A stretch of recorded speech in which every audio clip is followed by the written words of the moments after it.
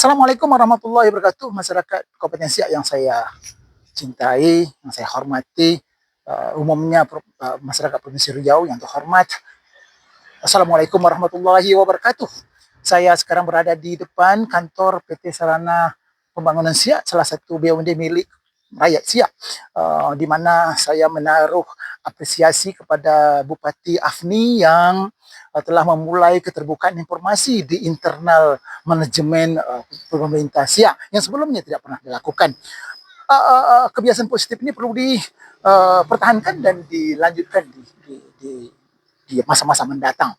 Namun, di saat penampilan perdana paparan mereka, ada di antara tim yang menyodorkan ke masyarakat laporan lipstik, ibarat waria berdandan agar di malam hari terlihat seperti wanita cantik di tengah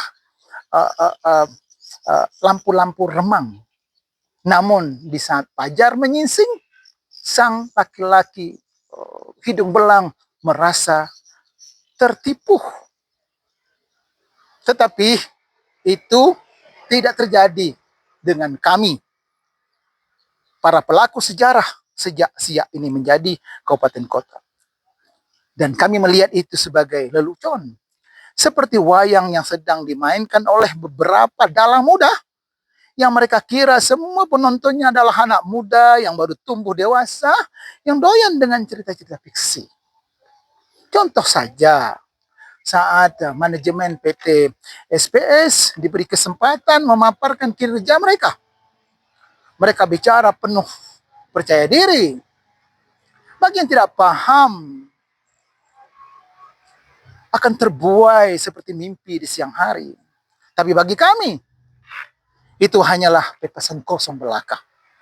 Harusnya manajemen PT SPS memaparkan beberapa aktivitas penting seperti apa langkah konkret yang mereka lakukan setelah adanya temuan yang didapat oleh Bawasda terhadap pengelolaan manajemen PT SPS di tahun 2022.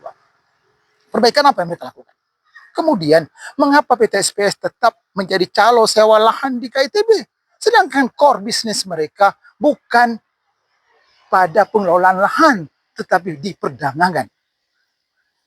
Apakah pemerintah kita tidak percaya lagi dengan PLT Direktur PT KITB?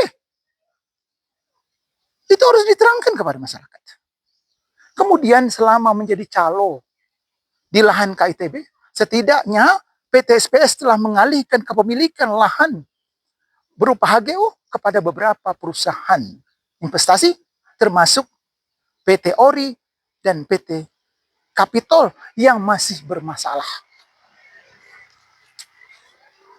Sekarang menjadi pertanyaan kita, dua perusahaan ini apakah benar ingin berinvestasi atau mereka bermasalah dengan PT SPS?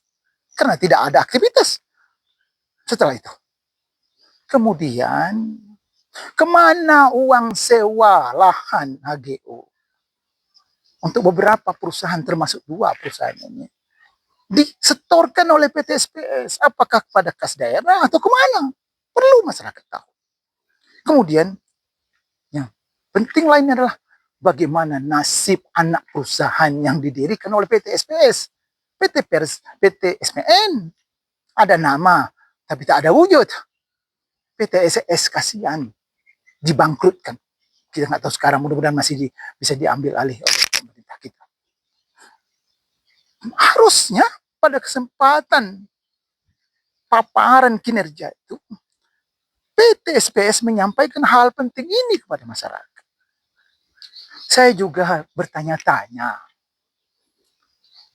mengapa para stakeholder yang saat paparan itu ada perwakilannya di situ tidak melakukan apapun klarifikasi atau tanggapan?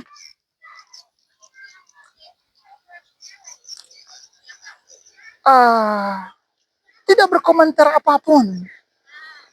Atau paparan akhir tahun ini hanya sebatas memperkenalkan dalang-dalang baru dengan pemain-pemain wayang lama. Kita pikir bisa saja itu terjadi sebenarnya. Belum lagi kita bicara soal nasib PT Bank Siap, PT SPE, pengelola RIK, yang satu udah rusak, yang satu di KSO kan tidak jelas. Dan wacana pemindahan kantor pusat PT BSP ke Zamrud, di mana fasilitas perkantorannya sudah ada sejak lama, tinggal pindah aja lagi. Dan sebenarnya itu berdampak positif terhadap perputaran uang daerah, di mana pegawai BSP membelanjakan uangnya di daerah Kabupaten Siak. Dan itu akan menekan tingkat inflasi. Tragis. Mereka dibayar pakai uang Kabupaten Siak, kemudian mereka belanja di tempat lain karena mereka berkantor di Pekanbaru. Nah, ini harus segera ditindaklanjuti. Kemudian saya tidak melihat ada Pak Sekda bicara tentang berapa lama nih, berapa bulan, berapa hari Serkernya menyelesaikan patok batas area yang lebih kurang 4.500 hektar di KITB. Kan itu bisa segera kita sewakan kepada perusahaan KTI dan HTI, dan itu bisa mendatangkan PAD. Itu harus segera, cepat bertindak. Jangan kita ini terlalu lamban. Kita tahu sekarang kita kekurangan uang. Harus segala potensi harus kita gali dan sekecil apapun itu. Demikian saya sampaikan. Semoga bermanfaat. Assalamualaikum warahmatullahi wabarakatuh.